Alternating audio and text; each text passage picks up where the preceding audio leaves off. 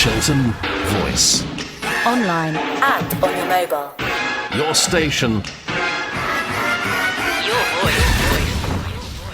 Good evening, here it's Marc Altmann in the Marc Altmann Show in Chesham tonight again. Spiritual entertainment, the way you are used to be entertained, but on a spiritual level. And yeah, tonight I am sitting here in the studio and I'm so happy that I'm not in Europe at the moment because the temperatures down there in Germany or even I think in Austria, they must be horrendous.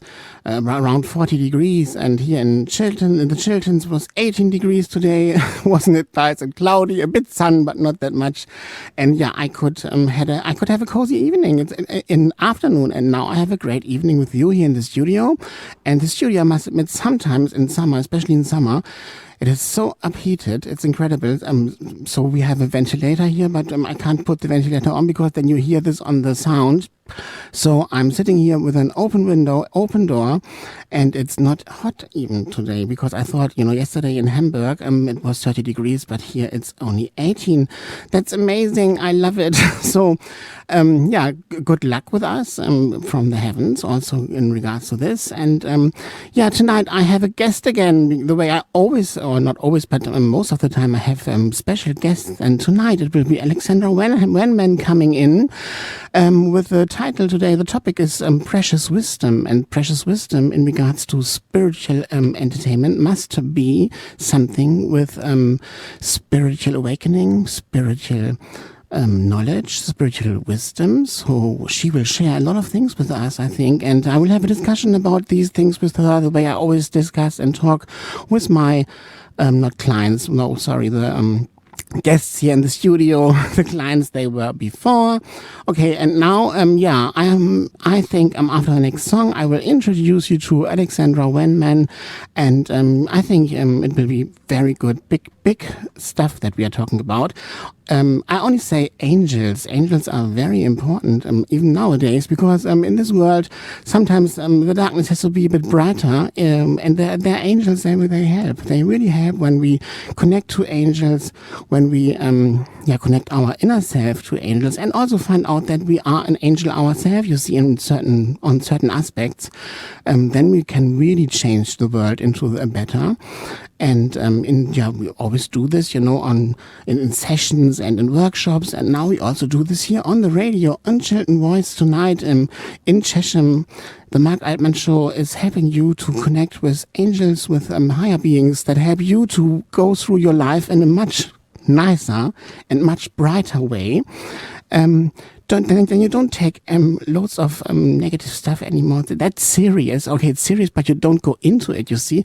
It's very important to help, but you can really help when you are very good with yourself. You see, when you take it all too personal in the first place, then you can't help. It's like first aid when an ambulance is called, you see, and first aid at the accident, for example. You can't stand around and say, oh my God, no, what happens? Look at this and how awful. You see, you have to take action, and you only can take action when you are very much in control with your inner self. And that's what I'm teaching you tonight again with my guest, Alexandra Wenman, who also is teaching this to her people and clients and people around her and wherever she also does it. We do this on a global level, and tonight we are also broadcasting again to Australia. So welcome, good morning in Australia, listening to our show. And we also have guests in the United States listening. So you have not afternoon, or it's midday now there. And so you all will have a good show with us tonight. And now I stop talking because I think first song can be on, and this will be, of course, because we talk about angels, will be Eurythmics. There must be an angel. There must be an angel. And of course there is an angel. First of all, I'm an angel here, and there's another angel here in the studio. It's Alexandra. You're here, yeah? Alexandra, you're there? Hi, Mark. Thank you so much for having me. What a brilliant intro. Isn't it great? Yes. I love it. Yeah, so you are the angel, and therefore I thought there must be an angel. Eurythmics has to be the first track tonight. Yes. It was too perfect. Too perfect. And okay, the connection is very good. The line is great. Our microphones are good. And now I first want to read something about Alexandra. Okay, Alexandra, it's okay to read something about you? Perfect. Yeah, because Thank you. I found something really special. As a pioneer of precious wisdom and priestess of the divine feminine, Alexandra Wenman is the go-to voice for the cosmically curious, devoted to normalizing the conversation about spirituality and awakening. Alexandra brings the out there in here with her down-to-earth approach to channeling higher wisdom, accessing our Akashic and soul records, recognizing our true multidimensional nature and honoring our divinity, acting as a cosmic compass, light bringer, activator, alchemist, channel, and seer.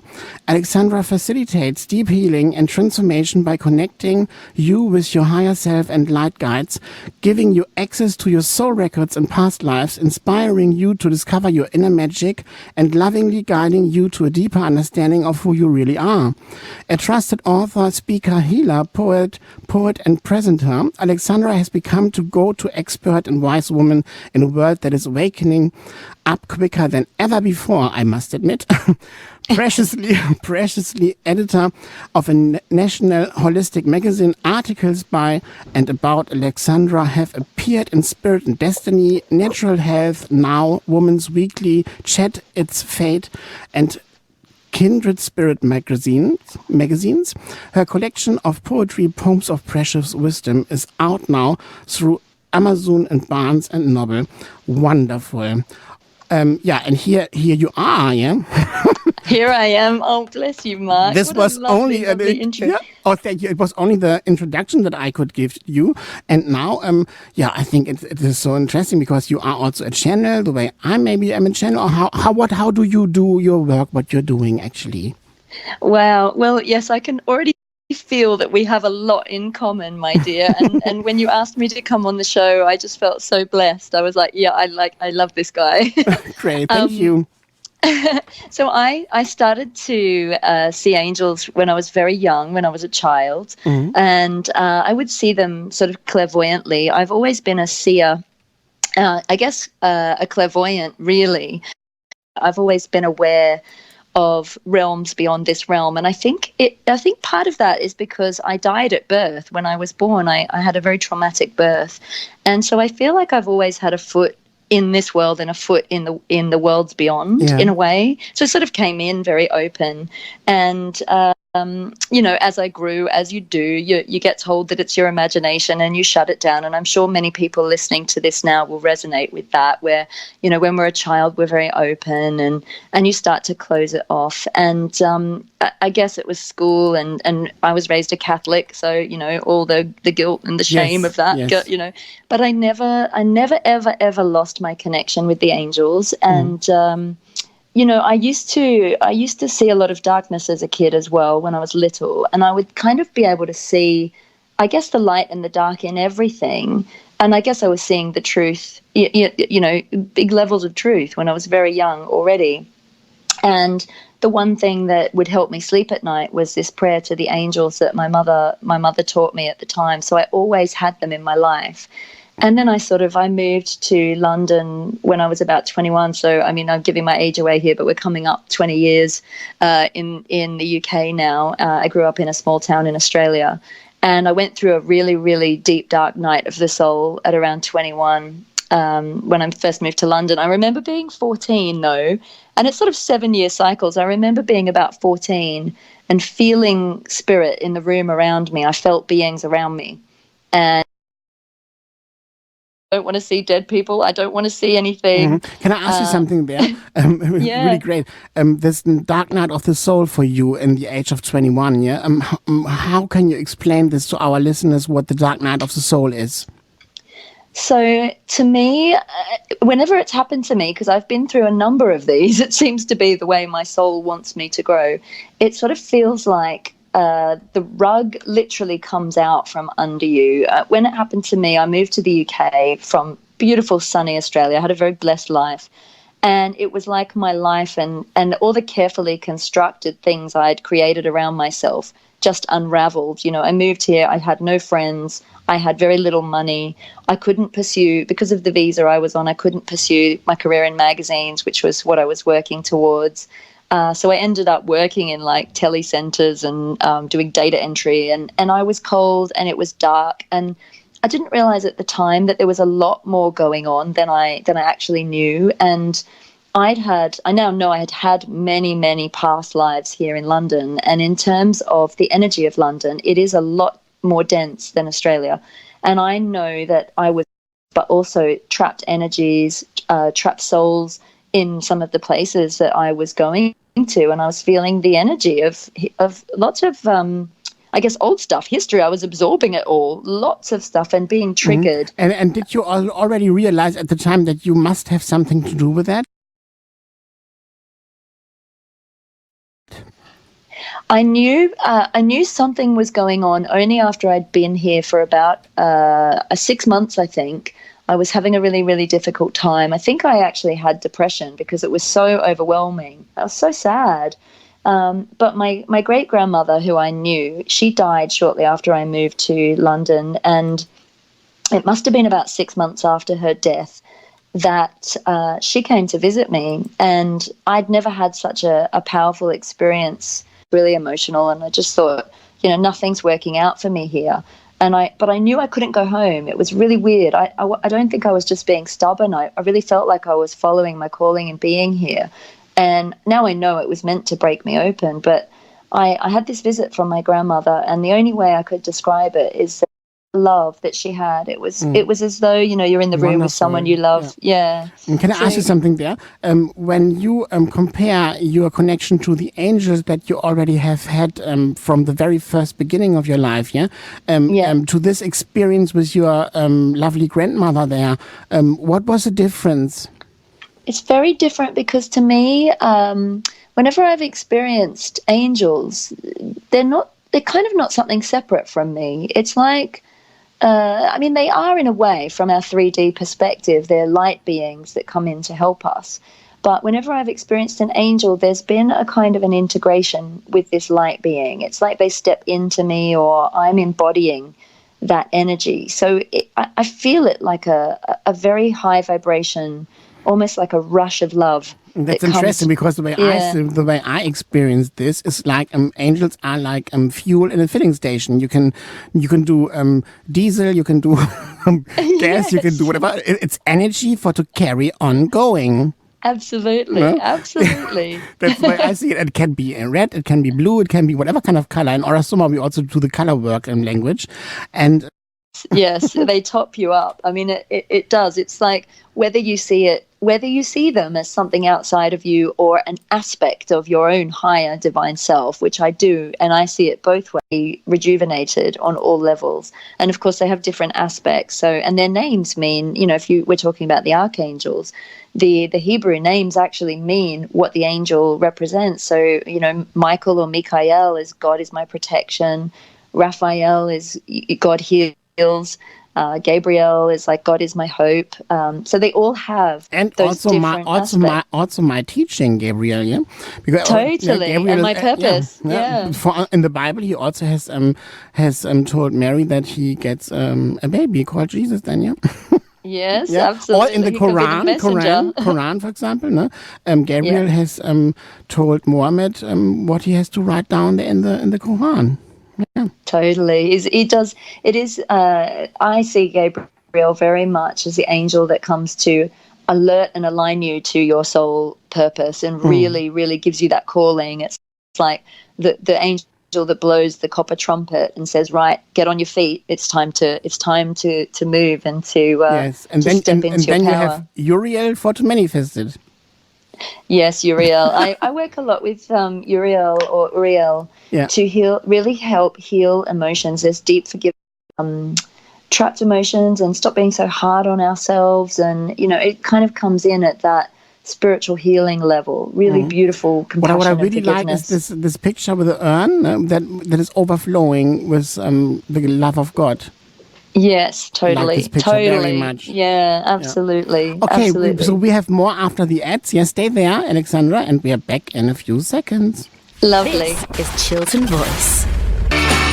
And here we are, the heroes. Here we are, the heroes, the angel heroes. And tonight it's all about the angels and about precious wisdom with Alexandra Wenman here in the studio and Marc Altmann in the Marc Altmann Show. Hello, come back to me, Alexandra. Hi, Marc.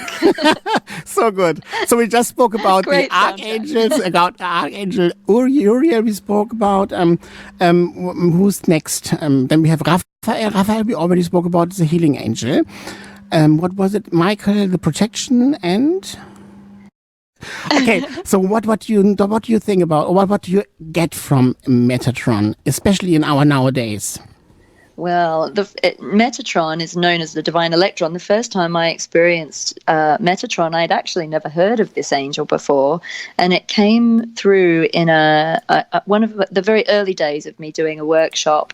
To me during that workshop is I had a Kundalini awakening, a massive Kundalini spontaneous awakening, and at the same time this angel basically stepped into me, and it was like my whole body and everything around me disappeared, and I became bigger than the angel. I was standing on the earth, and I felt bigger than the cosmos, and I could feel this golden rush of light coming through my body, and I could see all these geometric shapes. Now, Metatron is also known as the angel of sacred geometry because he is the archetype of all creation in our universe. So it was this beautiful golden love and all these geometric shapes. And I didn't know it at the time. It was many years before my precious wisdom alchemy system came through, but this was the very beginning of it. And the energy it harnesses is this energy of Metatron. Now, he is the top of the Kabbalistic tree of life. So he really represents our divinity as humans. To me, it's every single one of us is God or is a unique spark of God. And Metatron to me is sort of, that's where we're going. That's what we're aiming for, to be human but divine at the same time. And so Metatron... And I go a bit further, okay, because I know I am God. So are you. Totally. And so is anyone else out there that we all are God. Then we won't project God anymore to anything else, you see, and it would be much easier and healthy for our society to religions become much more clear. The clarity in religion becomes much more obvious, you see, and we don't read the Bible with the ego anymore. We get rid of all this clutter that we throw against each other all the time. Totally, Marc. I'm completely on the same page as you. We are God, each and every one of us. And it's like we're all unique, divine facets of that, if we could only understand that. And, the whole thing behind my precious wisdom teachings is to get people back outside of themselves, to really, take the power back with their life and begin to make the changes that they need to take. Because it is a bit like an alchemy. It's like many people are human. It takes a long time for some people to let go of those reference points, that we have authority, we have governments, we have schools, we have things here that tell us what to do. And in many ways, I do see this world like a bit of a matrix or a game where we have to find our way out of this maze and back to the truth of who we are, really back to that pure essence of who we really are. And it's almost like we can't point the finger at anyone else. We can't expect anyone else to do it for us. Really, the dark night of the soul that I've been through repeatedly has been showing me over and over again, just like the song you played, I am my own hero. We have to be our own hero. And, it's tough to navigate sometimes, but if we do it through love, and if we really see that in every experience, in every moment, there is either a lesson or a blessing that we are here to retrieve. And this is enlightenment. We're all here, I believe, at this time on the planet.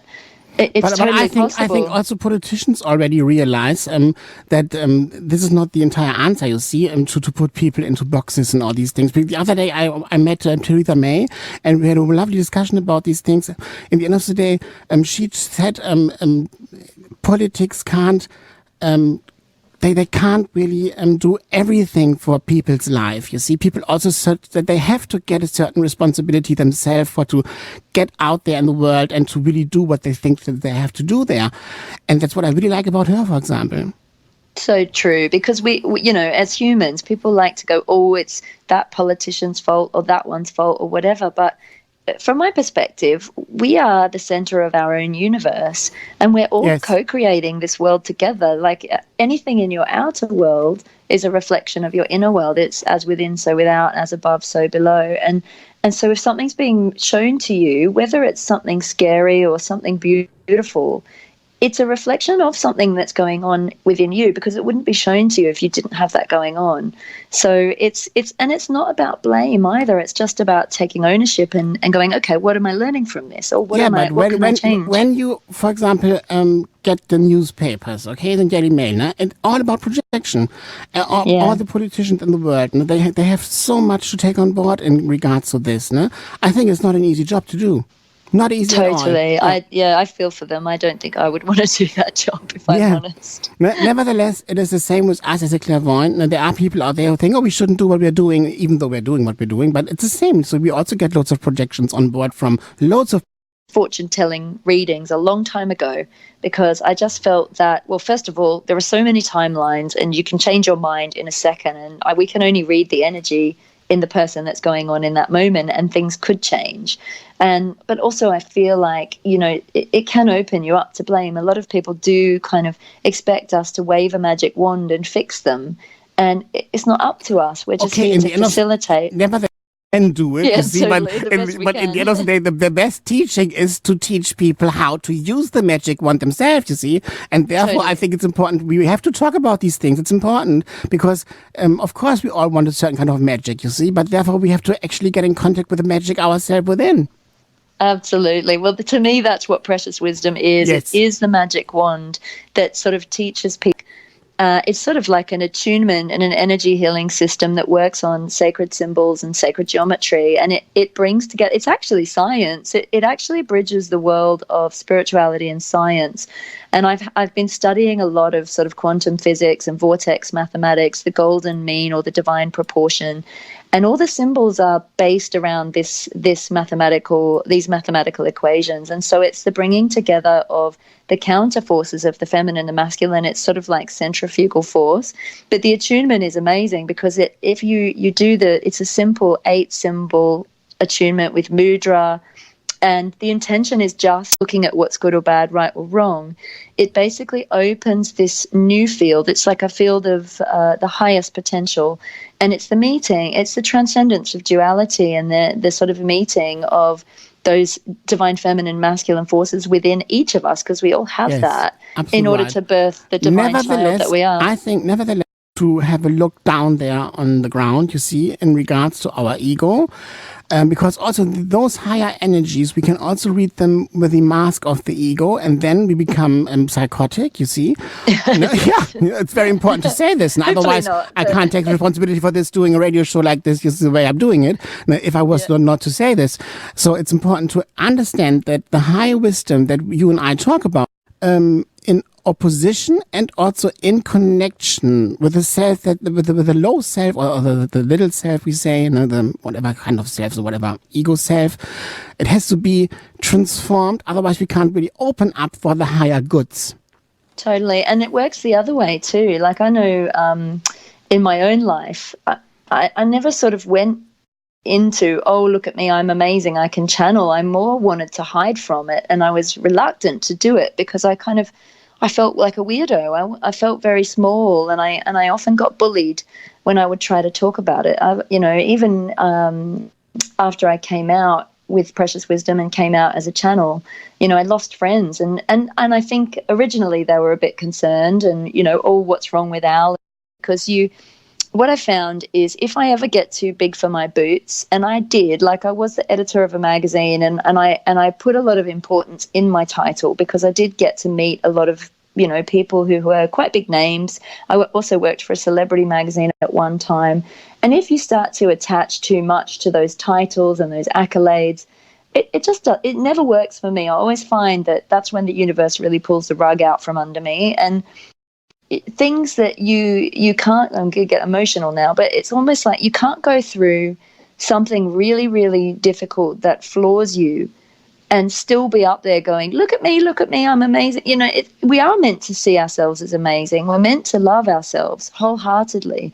And it's finding that balance between sitting back and making yourself small so that others can shine because you feel frightened or maybe not worthy, or stepping up and being the saint and shining a light on this earth and following your calling without worrying about what people are saying about you or judging you. You know, this is a path, and this is the new field. This is this field where we step beyond the light and dark, the good and bad. We step beyond our fears. We step beyond the ego self, and we step fully into our purpose, which is ultimately love, you know? Yes, I agree. Nevertheless, I think it's important. Most important is that we have clarity, and clarity we need in regards to what happens here on the ground and up there in the heavens, even though it's all the same, okay, it's all the same.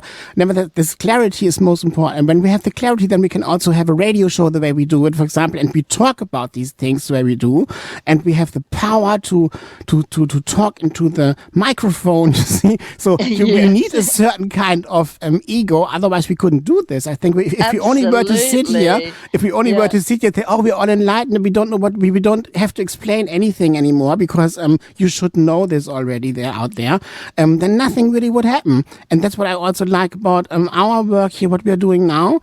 We really bring in this knowledge in a way where people might be capable to take it. Yes, absolutely. Well, we don't want to kill the ego. We need it to survive. Yeah, very much. You have to cross roads and cook dinner and do all those things. Absolutely. It's more, you know, this is the balance. It's all the balance. It's when you come into unconditional love, it's like, you know, your ego is your rational, logical mind, and you can marry that with your divine mind. And then this new field opens up. It's the same. It's all the polarities sort of working together, integrating, and you're coming into this beautiful alignment. Yes, everything what blocks us from loving can leave, I feel. For example, the victim consciousness, the poor me, or the defender, or I have to always be in control and all these things. You see, more important to be in control than being loving. This is the old paradigm. We don't need this anymore. There we are completely clear. Nevertheless, we need to understand that we have, in this incarnation, I'm called Marc, you see, and your name is our soul is multidimensional, you see. Nevertheless, I want to bring in these two types of explanations to get our listener the impact for them to have an idea that we don't talk about non-stop nonsense. Yes, no, we don't talk about non-stop nonsense. It's very real. I mean, it's very real. Yeah. Some of the things we're going through are very human, very physical, very painful for a lot of people. I mean, ultimately, we're sentient beings and we have emotions, and wading through our emotions and embracing our emotions, that can be quite difficult at times. But I do believe if we learn to embrace our emotions and allow ourselves to healthily express them, then that also helps us to come into balance. Very much, very much. And then also to understand that in the end of the day, the greatest love that we can experience is in us. Yes, totally. The connection with God. First and foremost. Yeah, first of all. And therefore, I want to play the next song now. I want to dedicate this to Whitney Houston now, the greatest love of all. And then after the ads, we are back. And I can't wait to talk more with you, Alexandra. Wonderful. Great connection. Me too, Marc. Really powerful. Very empowering talking to you. Oh, thank you, honey. Yeah. And now we allow Whitney Houston, who's already on the other side, in the beyond, to play her song Down Here, which still exists, you see, and reminds us what it's all about. Chiltern Voice, your brand new community station. And this brand new community station is here again, the Marc Altmann Show tonight in Chesham. Yeah, spiritual entertainment, the best you can have on the planet. Here it is. And tonight my guest is Alexandra Wenman. Here you are here again, Alexandra. Here I am. I love the soundtrack tonight, Mark. It's brilliant. Isn't it nice? And I think the greatest love of all is so important and so special and so precious, because the precious wisdom, it's all about this. When we really get in contact with this true love that we are ourselves within, then we are one with God. And every church actually is preaching that God is love. And it's not a sadomasochistic love. A God, for example, who tries to put us down and all these things. You see, this is all a lullaby. They all are right. It is really God is love. It is, and we are, and we are love. All of us. We can't be outside of it, really, can we? It just is. Yes, it can be hidden, it can be shadowed, it can be disguised, but in the end of the day, you can't deny it. We are here in the existence of love. And when we talk about your grandmother now, for example, that you have seen in the age of 21, you yourself, who came from the beyond, or you have seen into the beyond, maybe, yeah? Or have you felt her? You told us. What was it all about? So that was probably one of my, not my first experiences, but my first sort of adult experiences of spirit and someone coming to visit me. And from then on, it just sort of opened up, and I went through a few more ups and downs over the years, and eventually I couldn't ignore it any longer. It was like I was being called. It's like my higher self or my, or spirit. I was being called onto my path, really. Mm. And from the minute I did my very first ever kind of spiritual workshop, it was like someone took the lid off my head, and all my abilities that I'd had as a child just reawakened. So you had a face where it was disguised. Yeah, it was like I had a hat on, and then the hat got taken off, and suddenly I could see everything. I could feel, and I remembered things, and I remembered things that I wasn't ever taught in this life. So I do believe in past lives, and I don't believe it's linear, though. I believe that we live in a holographic multiverse or holographic reality, where all timelines converge. So we're just one facet of ourselves living out this experience, but there are many other aspects of that. So from our perspective, past lives are in the past, but actually when you tune into them, it's a very real part of yourself having an experience, and some of the emotions and the programs or the traumas playing out or the joys playing out in those other lifetimes can be affecting you here. It's like a bleed through.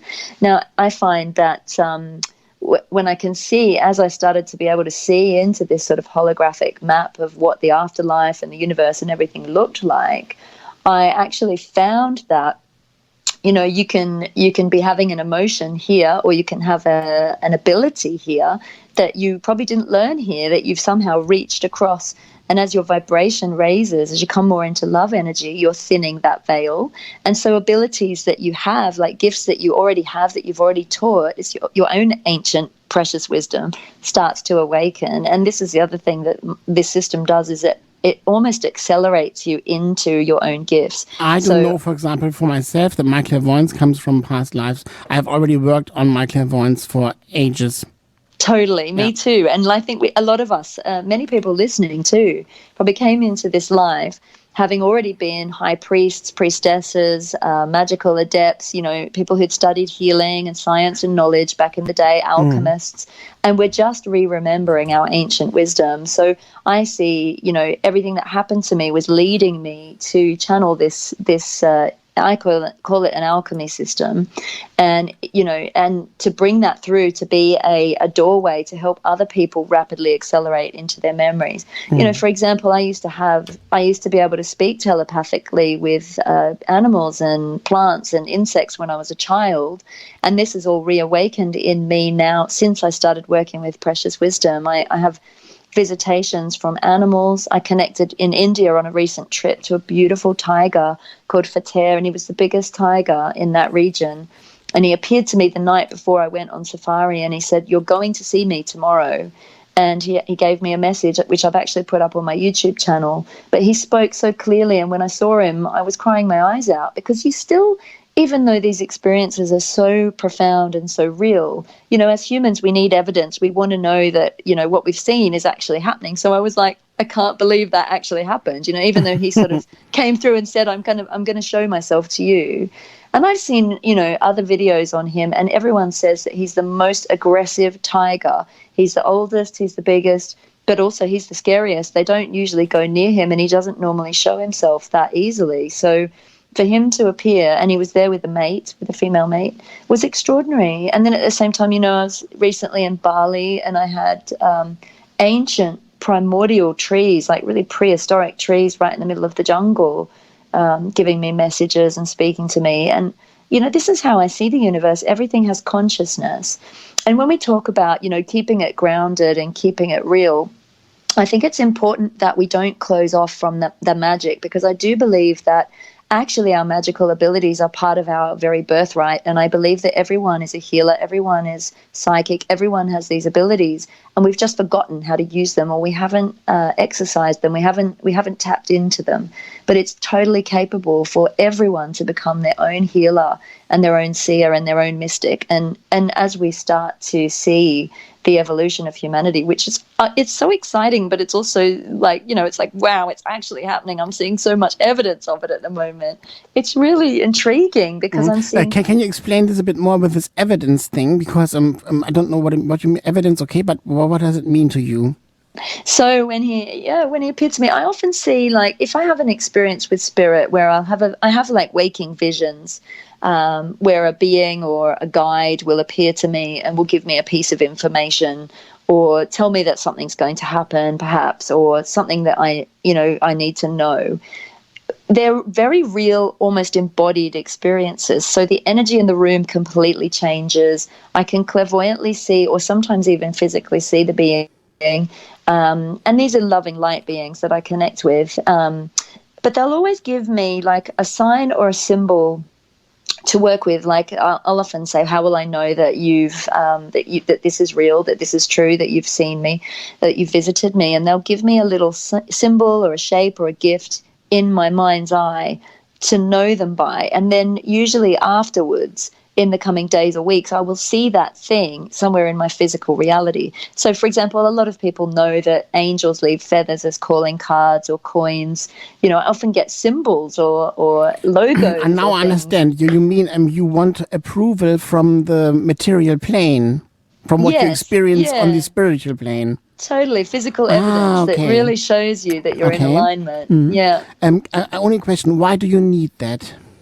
Well, I don't. This is the funny thing. I don't, but I get it anyway. But there are a lot of people, I think, that I believe it is actually our rational mind that needs it. If you have a stronger right brain than you have, or a stronger left brain than you have right brain, you might, if you have a visitation like that, your logical brain might go, oh yeah, that was just your imagination.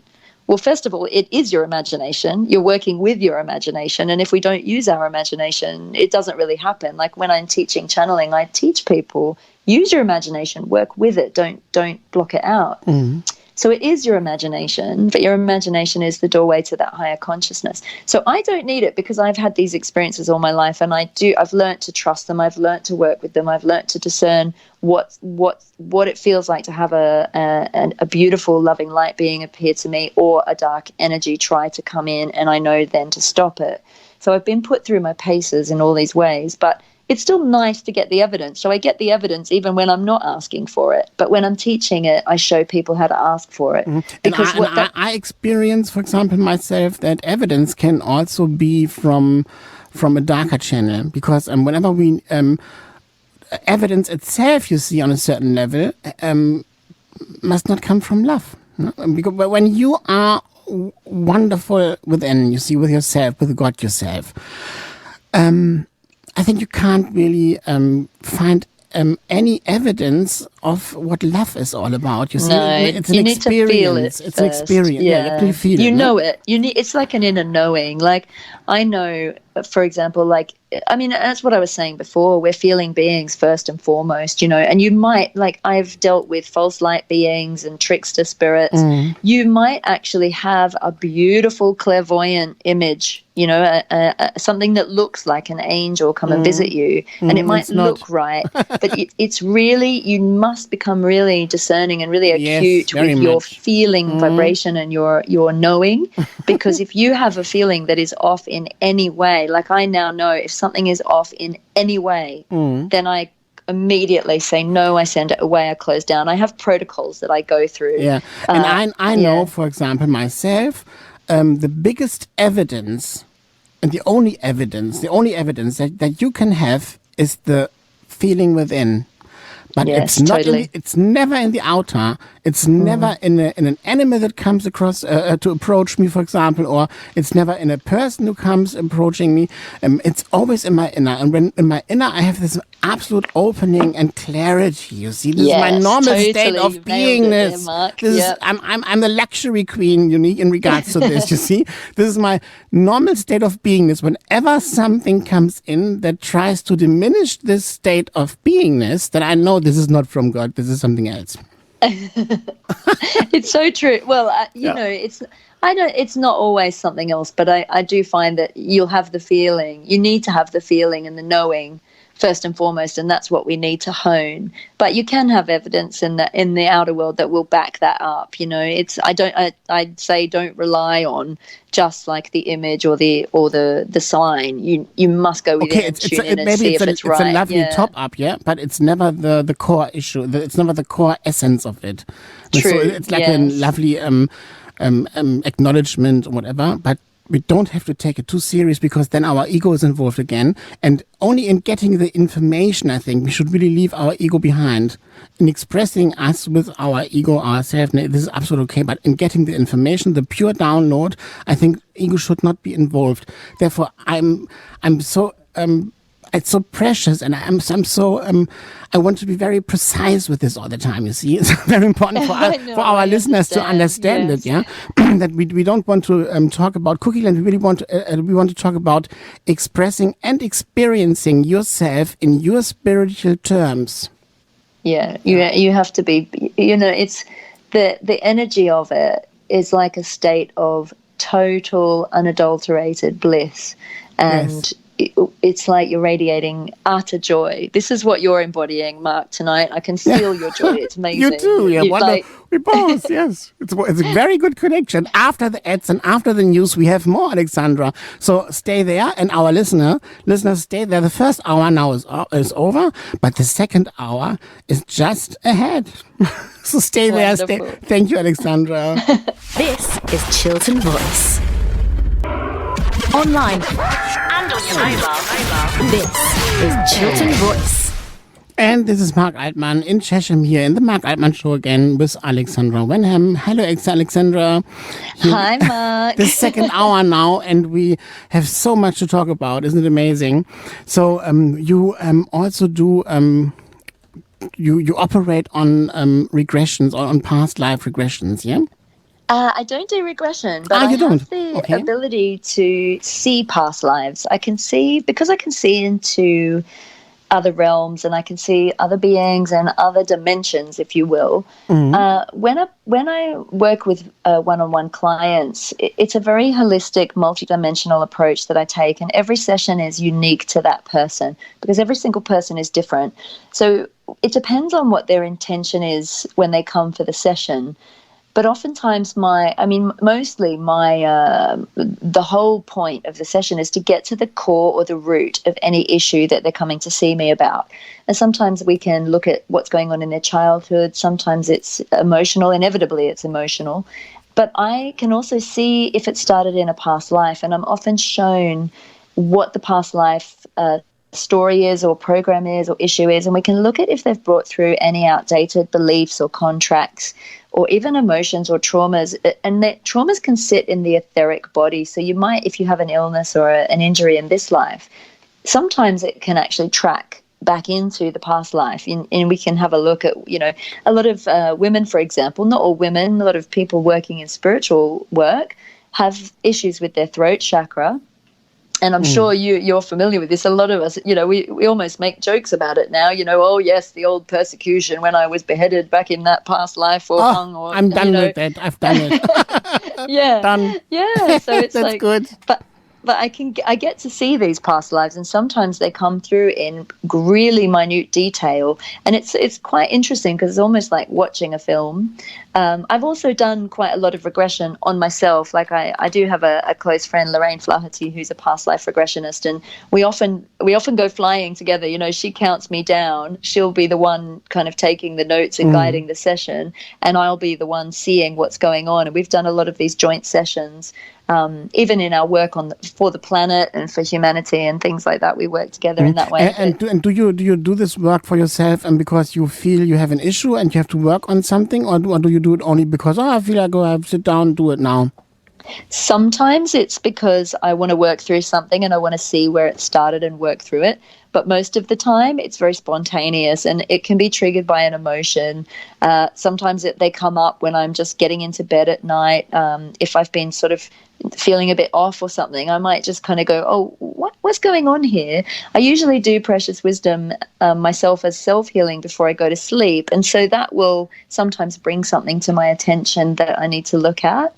And sometimes I dream about past lives as well. It's interesting. But I've also dreamt about other lives where I'm not always sure of the timeline. It might be a lifetime in the future or a parallel lifetime that's coming through. So, and what do you get in regards to this and in connection to the divine feminine there? In connection to the divine feminine, well, I've been through a very, very difficult, I suppose, journey with the feminine in terms of feminine wounding. And I, in this life, have had a very blessed life as a woman, but I have been through quite a difficult fertility journey. And in looking at the issues behind that, I've been guided into a lot of my past lives where I was a woman and I was a woman working with magic or herbs or healing or things like this. And there were many lifetimes even when I wasn't working in this way, but just as a woman. And the amount of difficulty I came up against. I had one lifetime where I was an Aboriginal woman in Australia, to the point where the detail was so acute that I even got the date for when this law was passed. I think it was something like 1894 in Australia, where they'd passed a law to allow the Aborigines to be hunted down like vermin. Yes. And there were a lot of massacres that happened. I didn't know this. They never taught me this in school, even though I grew up in Australia. Yeah, because it was forbidden at the time. Nobody should talk about that. Yeah, of course. Totally. So there's a lot of truth in our history that's actually been hidden from us. And a lot of truth, I think, is coming out now because we're remembering. You know, I have memories of things that happened in our human history that they're not in any history books, but they absolutely, you know, it's my memories. And so in this memory, you know, I was attacked by these colonial people. I was a woman attacked. I was pregnant at the time. And I ended up being saved by my tribe and being healed, but I couldn't have children again. So I became this amazing healer. So oftentimes there's like a trade-off, you know, like you lose something, but you gain something. There's a gift again, or a gift or a blessing in the situation. But I've seen a lot of these lifetimes, which I see as these are, I guess, my stories in my past life, but some of these stories are very real and happening to women and happening to people still today. There's still a lot of suffering on this planet that we need to heal. So I find that the past lives become a really good tool to heal, I guess, whether you believe the story to be a true past life or whether you see it as a metaphor, it becomes a very useful tool to be able to heal some of these trapped emotions and these programs that we're carrying in our collective psyche as well. Mm. Our collective psyche, I think it's all stored there, yeah? Totally, because we're all connected at some level, yes. You know? So it's interesting. And, you know, often I will get shown a lifetime or something like a story. And sometimes I might be really unsure as to whether it's my story or a story that I just needed to tap into in order to heal that particular program that was going on within me. So the divine feminine in you, it's all about the fertility. Well, the divine feminine to me is our intuitive side. It's not to do with being a man or a woman. The divine feminine is our ability to tap into, you know, the dreamscape, our imagination, our intuition. It's all of these six senses. It's almost like the masculine to me is the side of us that it's the masculine, it's the logical, it's the practical, it's the thing that makes sense. In the world around us, it's the physical, it's that which has already been created, but it's that which hasn't been created yet. To me, the feminine is the potential for all creation. So it's like the void space, it's the womb space. So it exists within all of us. So what's been happening in my exploration... Can I say something there? I think it's not void at all. No, because I really feel this is what we call God, you see. This love that I'm talking about, for example, I think it has to do a lot with the female God, or with this aspect of God that is female itself, and is felt within ourself, in our true self. And so it's very important, I think, to talk about this in this way, because it is obvious and it is supportive. It is the power that keeps all us going, and it is the female power is the power that nurtures. And without this nurturing, we all become crippled in our mind. That's the way I see it. It's a nurturing. It can be a really beautiful nurturing energy, Yes. but it can also be a destructive, chaotic energy, and it's almost like the wild feminine. To me, when I say void, I really mean the potential for anything, the unmanifest. It's like anything could happen. And when you start to work with that energy, you realize that, there needs to be an element of chaos in all creation. That's the Big Bang Theory, right? So then you start to realize that, well, even in our shadow, there is great light, there is great gift, there is something to be learned, there is something to be gained.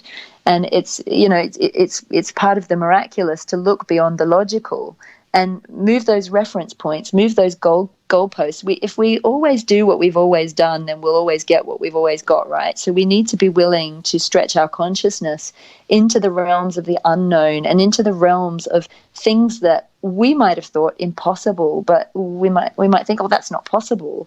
And now we're starting to see at a much more rapid pace that which we thought was impossible is becoming totally possible and totally feasible. We've got, scientists talking about the multiverse in quantum physics now. So, and maybe we can all bring it together in this aspect of fear, yeah? Whenever we are connected to fear in regards to our female power, then we can't become really productive about what we do with that. Totally. Yeah, and when we connect with this bright and big love, this is feminine, female, supportive, motherly female energy, then it nurtures. Totally. And if you can nurture yourself, even no matter what you're going through and no matter what you're holding within yourself, a lot of people are afraid to look at the parts of themselves. I know I used to be afraid to look at even human emotions like shame or jealousy. It can be very confronting to look. Part of this was looking into my lifetimes where I wasn't working in the light, where I did things that I was like, oh my God, was I capable of doing that? Like killing people and doing things in past lives that weren't pretty and that weren't nice. But the growth of the soul and the journey of the soul is that, we have two sides. We are dualistic in nature on this plane, and it's like the yin and the yang. Even in the brightest light, there is the capability of darkness, and even in the deepest darkness, there is a spark of light. It's a choice in every step of the way. Mm-hmm. And why do you think we are prone to choose for the darkness? Why do I think we are? Sorry. Why do you think people are easily maybe convinced, or why do they choose for the darkness? Why? I don't necessarily think people choose it. I think that everybody's really doing the best they can with the tools that they have. I think most of the time people do things that we perceive as wrong or bad because of a lack of knowledge or a lack of knowing any better. And when you even look back through history, you've got the likes of even the worst possible murderers and horrific people throughout history. If we look at Hitler, for example, I mean, he came from a traumatic childhood. And what we know is that in trauma, if somebody is traumatized as a child, the brain does not actually develop properly. So you've got whole parts of the brain, those parts of the brain that can really understand the nature of love, often shut down, and they go into survival mode. So it's about stepping out of blame, and I know that that's difficult when something really horrific is going on, but I never really believe that anyone sets out thinking they're going to do something wrong. They might get caught up in the thrill of doing something wrong, but I always believe that ultimately, at the core of us, in our humanity, we do what we think we're supposed to be doing, whatever factors are coming into that. So, yeah. So nothing's wrong with that in these terms. That's right. Nevertheless, I think it's important to understand here on the planet, we need a certain kind of discernment. And common sense, exactly. Yes, not put yourself in danger. Even though we can understand, this poor Adolf Hitler, he had an awful childhood, you see, but I think... no. That's not what I'm saying at all. And it's more like, so... You can forgive the action so that you're not carrying around. You can forgive the person so that you're not carrying around all the hatred and the pain and the unforgiveness towards it. But you don't forgive the action, But there I have to say something. Okay, me as a German. Okay, but I really have to say something. Why should we forgive Adolf Hitler, for example? Why? Because you're not going to heal the situation if you carry. Because if you're, it's all about this. If we look in really simple terms, if we keep carrying around us and them, love or fear, hate, it's like this war energy. It's right or wrong. If we keep carrying around the pain associated with it, we're never going to heal from it. I actually heard an interview recently with a woman who had been experimented on in the concentration camps, and she came out and she said that she had to forgive, I think it was Mengels who had been doing the experiments on her. And she spoke so eloquently. And there were a lot of people, of course, that are still in trauma around it. My husband is Jewish, and his family are very still in a lot of pain and trauma around it. But the way this woman spoke was just incredible, because she said, I'm not willing to keep carrying around my pain and my trauma associated with it. I knew that I had to forgive this man if I was going to heal, if I was going to move on. And it's not excusing what he did, but it's allowing yourself to let go of the need to hold onto that pain and that fear and that anguish and not carry it around anymore.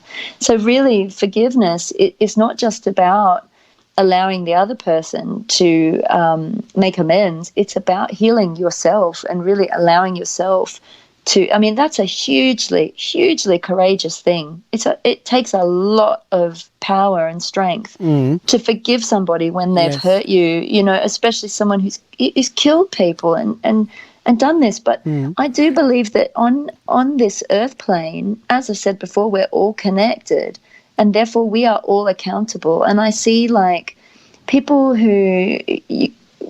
in the way that our society is run, it's like you see people suffering in Africa and it's like, that's not my problem. My life's okay, so I don't have to worry about that.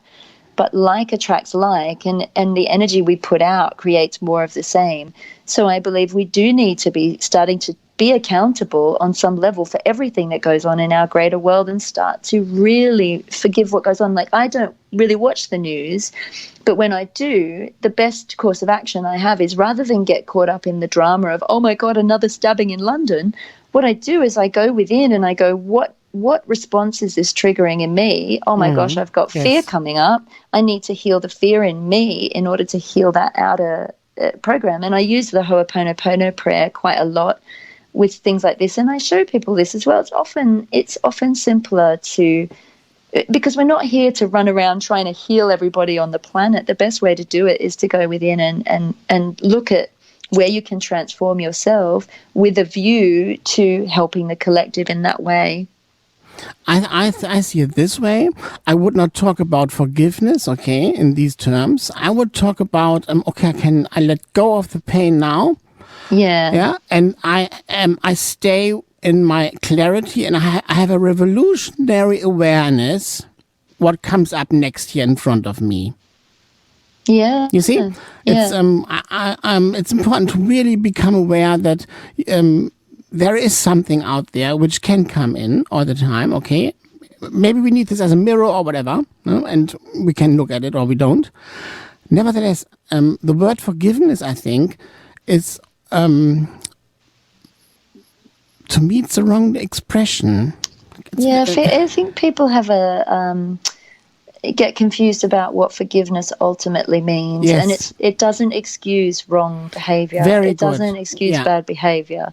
It's not about that, and it's not about overlooking what somebody has done either. And I get you, Mark, because we have to be very careful on this topic. And to me, if we keep it very, very simple, it is about, acknowledging what has happened. You can't brush something like that under the carpet. That I absolutely, you must acknowledge what has happened. And this is part of the healing process as well. In order to heal, you first must acknowledge the wrong and then what has been done, and look at all the things because when I have a look at Israel nowadays, for example, I think it is in parts of this it's the same, no? With Gaza. Why does it happen this way? No, I think it's a trauma which is going on and on and on for a long time, because it's never really worked at. Yeah, and it's this who is right. Who is right? So ridiculous. It's I'm right, they're wrong. It's victim perpetrator. And the best is in the name of God. That's the best. Well, we do, as humans, we sort of have been somehow, in losing our divine connection, we've got caught up in this victim perpetrator mentality, and it's like that. And I see a lot of people carrying this program around, and myself included at some point. Like, if I'm the victim, then I get to be the good person, and I get to be right. And if I'm the perpetrator, then I'm wrong and bad. So, but even most perpetrators are being bullies or perpetrators because they believe they're the victim and they feel justified in their actions. And this is the thing, the victim also wants to profit from his victim.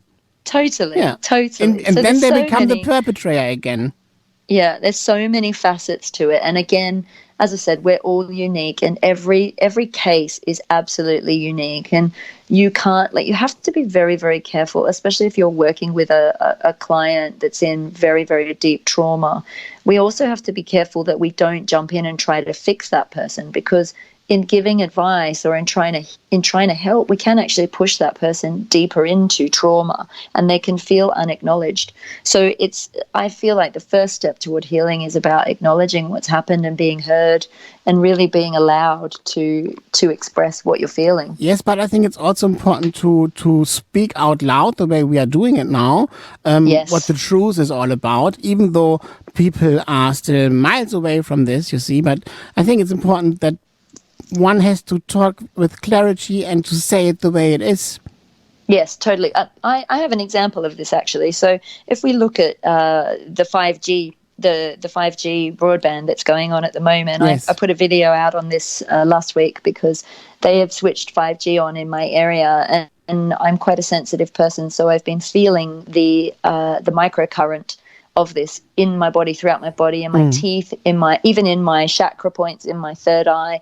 And obviously, for the work that I do, I have to be very connected in with my subtle body awareness, and I have to be able to feel my own vibration. And as we spoke about earlier, that feeling is key in knowing what's right, what's wrong, what's going on around you. And so it's been quite difficult. But in the midst of it, I found another thing coming through where I've been actually able to come up with a process to neutralize the effect of it and raise my vibration up, out, and sort of almost beyond what that frequency can do. And I've been feeling my vibration is much higher as a result of that, whilst being really grounded. Yeah, because you have taken this challenge on board, you see, instead of putting it down and saying, no, I don't want to have a look at it anymore. Yeah, totally. Yeah. But on the flip side, I also am really aware that that's not enough, because I have to take practical action, because, in my human life, this is something that I perceive as this isn't right. This shouldn't be happening to me. So today I spent all day writing letters to about 7 members of my local council and saying, this is not good, and giving them the research about, because the research they've done is quite outdated. So I do believe, yes, we can see the blessing, but we must also take practical action. It's not about, and this is Wonderful. the divine feminine and masculine coming into balance here, yes, right? This is the divine feminine. Absolute what I mean. This is exactly my opinion. So we are absolute one, and now I have to play some ads, darling. Stay there. This is Chiltern Voice. Yeah, and here we are again. The last 30 minutes, half an hour. You're there, Alexandra. Yeah, in the I'm studio. here with you, Marc. Wonderful. Yes, thank you. So what a great discussion we have today, tonight about loads of things. And I think in the end of the day, it's all about do we still project out our unresolved issues, or do we radiate out our true self into a higher plane and into the lower dimensions, right? That's it. Yeah, That's it. Yeah, easier said than done sometimes, but I think if you just keep following, I think if every person were to follow the calling of their heart, the absolute true calling of their heart, as long as they bring harm to none, yes, I think that's how we should be allowed to live our lives. And I think that's how we should move into living our lives, to follow that calling, because then we start tapping into our own unique inner beauty and our inner genius, and all of our gifts begin to unfold. yes. And if we're allowed to express our gifts without people becoming envious or competitive or telling us we can't, I think that everyone would just be living according to their joy, and the world would be a very beautiful, peaceful place. There wouldn't be any need for us against them, or, right or wrong, or even, religion, because it's all pure love anyway, Yes, absolutely right. But only distorted from the ego, from the aspect and us which is not one with God. Yeah, totally. No? Yeah. It's once I've been to Madrid and I've seen this great Picasso picture there, La Guernica, La Guernica. Yeah. It's a big painting. It fills an entire big room, and you can see this painting with your ego, or you can see this without your ego. And there I understood in this room I understood it's the same with the Bible. Yeah, it's true. Yeah. Yeah, you can read it either way. It's very interesting, isn't it? It's the same with a lot of different books. Yeah, it can bring up our fear, or we see that this painting is made with so much love, describing this painful situation. Yeah. Like a mirroring of what's going on within each of us, isn't it? How you perceive every situation. And it's like you could have 2 completely different people perceiving a situation, and they would see it entirely in their own unique way. No 2 of us see the world through the same eyes, and no 2 of us are the very same. Especially in court, we see this. You see, whenever there was an accident or whatever, and people are coming as a witness, and they describe it in a completely different way that the other one describes it. Yeah. Wow. Yeah, so true. So what I would like to discuss now with you is the Kundalini Energy, and the Kundalini Energy in regards to how you work with your angels, or how do you bring this all together, and what is the Kundalini Energy? What can you tell us about this? Well, in terms of Kundalini Energy, I would not call myself an expert at all, because when it started happening to me, I didn't actually have a name to give it. I didn't have a reference point or a word that I would have given it. And I didn't actually really know what was going on with me. I just knew that every time this happened, it was like a burst of pure, unadulterated bliss would go through my body. And I would feel like I was almost out of my body, but in my body at the same time, and bigger than the universe, and light just streaming through me. And I could feel my connection to everything in the cosmos. And from a practical point of view, I do believe that they say that the Kundalini is an energy that sits at the base of the spine, and when it activates, it's known as the cosmic serpent.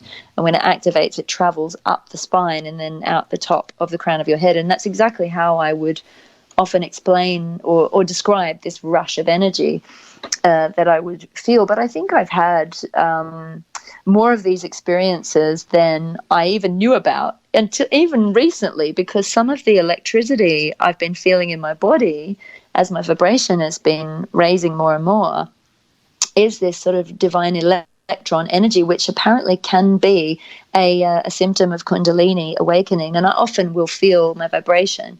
Some of the other things that can happen to you is like, obviously, spontaneous awakening of gifts. And one of the things that happened to me was that I was spontaneously doing mudra, different hand positions in my meditations and things. And precious wisdom came almost directly after a huge Kundalini awakening as well. I was just channeling these symbols and the mudra. So it's like a massive opening from what you already know from past lives. Yeah, massive opening, massive awakening, massive energetic experience. And, you know, very connected to our sexual energy, our sacred sexual energy as well. And, you know, a lot of people, again, have forgotten that there's this combination of your kind of sacred sexual energy, your physical energy, with this huge light consciousness. So it's the as above, so below as well. So, yeah, I don't know too much. I don't know anything about how to kind of steps to take to awaken your Kundalini, because for me it just happened. But I do know that. Okay, so I know a bit about that. Okay, maybe I can add this. Okay, what I know from there. I know that you can't really, I think it's not, or I know it's not healthy to activate the Kundalini energy yourself. It happens to you. It happens to you in life, and at the right time, right place, it will come up. Okay, and because if you open up this too early, then it can create also kind of mental health issue. Well, you can blow a gasket, no, pretty much. Or Osho, he did all this pressing hammer meditation. Do you know this? You stand in the room and you imagine as if a press hammer is you're working with a press hammer, and this vibration opens up your Kundalini energy. And we have done this in the 90s, and I can really say it's great on a certain level, but for most people it's not even bearable. You see, therefore I think you have to be very careful with that. Nevertheless, it works, but sometimes it can be opened too early, and then you can't follow with your development yourself in life. Well, I know from my experience that what followed every single one of these spontaneous awakenings was that my whole life collapsed around me. You know, things just can't remain as they were. Yeah. Yeah, it's like throws you in the deep end. I mean, I, if there was a gentler way to do it, maybe that would have been nicer for me. I mean, the experience of it every time has been utter bliss. But then it always followed that, you know, it's like my life was cracked open. But then so many amazing, profound, beautiful experiences have come from it, from the good, the bad, the ugly, the wonderful, all of it. So I wouldn't wish it on anyone, but I wouldn't change it for the world. Let's put it that way. Yes, and then it is symbolized as a snake who is two snakes who are rising up and ascend across the column vertebrae. Yeah. And the snake symbolize also the Adam and Eve story. There we lost the contact to our Kundalini power. Therefore, we went into karmic relationships, and we have lost our twin flame in the Garden of Eden. Yeah. So the Kundalini energy, it's a big story about the Garden of Eden in the Bible. Because the first incarnation we have is with our twin flame, and it's paradise, instead of paradise, as if we were in Garden of Eden. And then we lose the contact to the snake in us, and we create this karmic relationships with others. And now it's the time for two come back together, you see, on that level again, this twin flame level. What do you know about twin flames? Well, twin flames, you know, there's so many different definitions of them out there. To me, I don't believe your twin flame necessarily has to be your soulmate or your true love. I believe that there are... soulmate is something else. And soulmate it's different. is something else. It can be, but it can be. It's different for everybody because many twin flames are at very different parts of their journey. Sometimes the twin flame relationship can be incredibly challenging and painful. Yes. But the ultimate thing, I believe, is that the twin flames come together to help each other ascend. And sometimes helping each other ascend means beautiful experiences together, and sometimes it means really incredible painful separation and longing, and it can be very challenging if you're in a twin flame relationship. I guess it depends again where you're both at in terms of the work you've done in previous lifetimes, and again it's different for everybody. I've never seen any two twin flame scenarios exactly playing out the same, and so there's no telling how it's going to play out for each person. Yeah, but there's definitely one thing which they all have in common, and I also know this from my own very example. It reactivates all the rest karma that you have on this planet. Yes, it brings it all up, doesn't it? And it was the best and the worst thing that could have happened to me. And in the end of the day, then I understood I have to work at myself, and I have to be very kind to myself, and I have to work out my shadows, and I have to become strong myself again, you see, because I'm also the other part of the twin flame. And in doing this, I can have a life. Yeah, without doing this, you can't have codependent relationships anymore. No, that's the thing. This is where the self-love really comes in, because the connection with that person is so undeniably powerful, and the love is so strong. And yet sometimes the scenarios are so incredibly difficult and challenging that you have to. One of the most painful things is having to really put yourself first before that other person, when you love them so much and you really so desperately want to have them love you back in the same way. Yeah, because it's this heavenly state of beingness you see that you have had with your twin flame, and you can't create this yourself the way you have created this with your twin flame. And therefore you think, I have to go back to this person. No, but this is absolutely not the truth. No, in the end of the day, first of all, it's like another filling station. You see, you meet your twin flame as like a filling station of angels, and you get a massive boost. And then you have to leave, and you have to do it yourself. But you always get the energy that you need to go the next step. Yeah, it's true. And if your twin flame, if you and your twin flame are evolved enough, when it comes time for you to, because ultimately on this path to remembering our divine selves, that piece has to be done alone. It's like we walk through our own wilderness to get there. Yes. We can't expect anyone to carry us, and we can't bring anyone with us in that final part, that bit of knowing that we are all divine. And so it's like that can often be the most painful bit, but it's also the most euphoric bit. And if you're evolved enough, you can absolutely hold each other in that and allow whatever you're going to happen to unfold. Yeah, but it's very important not to take the responsibility for the other one on board, because then you already diminish your own very light. Totally. The other one has to come to terms with this himself or herself or whoever it is then out there, and for all of us out there, for you, the listener. So don't interfere too soon. It's like I always say that we must sort of walk on the earth as though we are the angels themselves, as though we are the very saints. We have to have this beautiful sacred reverence for every aspect of our life and everything that we do, and that includes especially ourselves. We mustn't diminish who we are, and that inner calling. Like, I've been struggling with this a little bit lately because I've had some opportunities coming up for me, and in the past, whenever I've had an amazing opportunity to step into my purpose and people have supported me, I've found it really difficult to accept and receive and go, okay, cool, this is for me. Usually I'm like, oh, cool, who can I help? Who can I bring with me? Who can I push into the limelight? Yeah, and the reverse is the truth, yeah.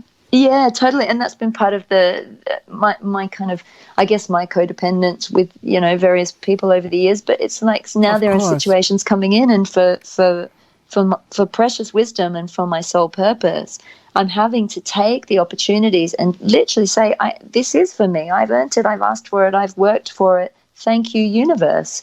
And not feel like, oh, people are going to think she's in her ego, or people are going to think, we just got to cut ourselves some slack, really, and each other. Yes. Wonderful. And therefore now I play the next song, Sing Hallelujah from Dr. Alban, and then we are back. Beautiful. Yeah, let's do that. We all need a bit of hallelujah now.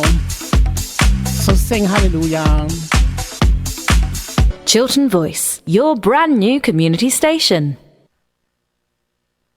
Yeah, and now we have the last section here. I can say, Alexandra, what a great show we had! It's gone great? So fast. Yes, it's nearly 10 o'clock in the UK here, and how would you describe it? What we were talking about today and discussing about everything. How can you bring it all together in your summary? In my summary, well.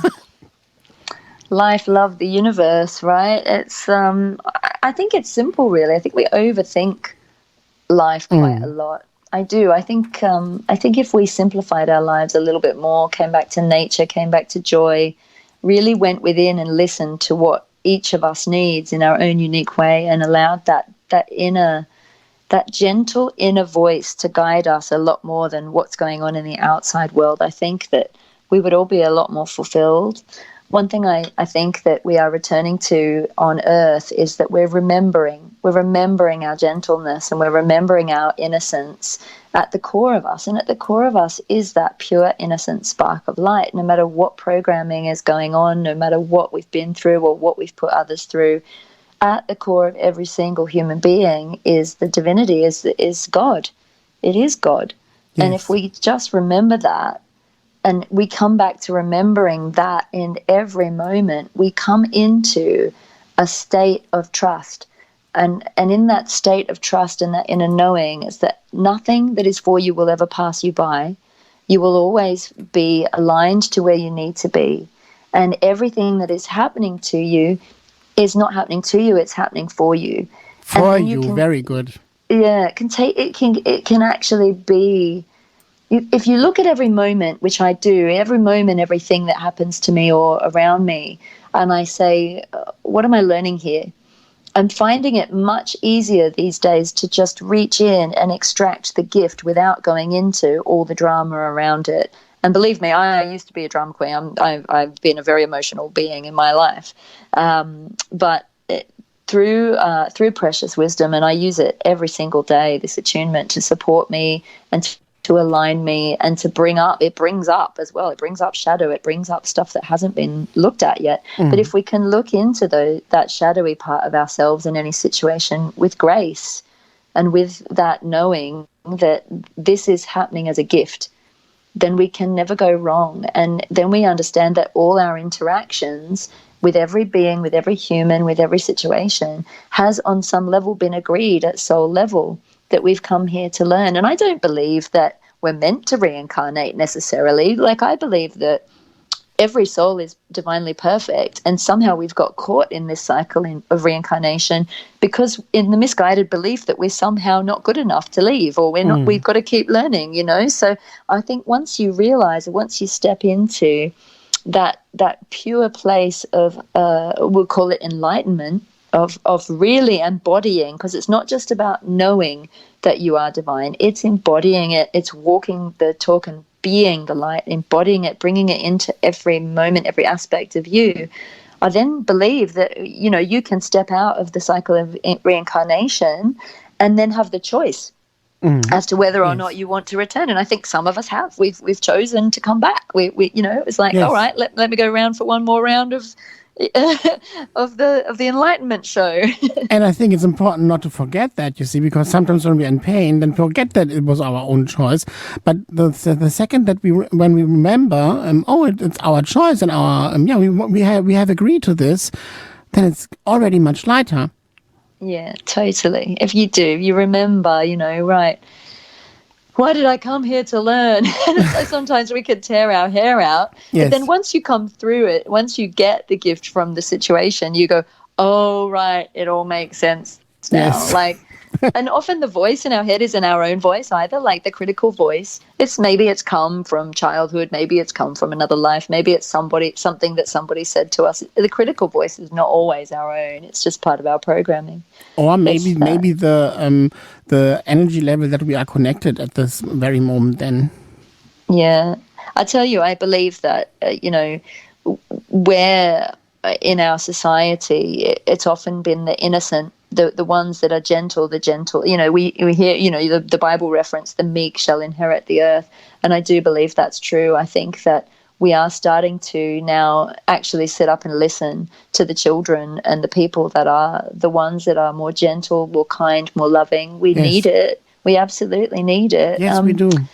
I'd like to share a poem, if I may, Marc. Yes, please. If it's not too long, because I also want you to tell our listeners how they can actually approach you.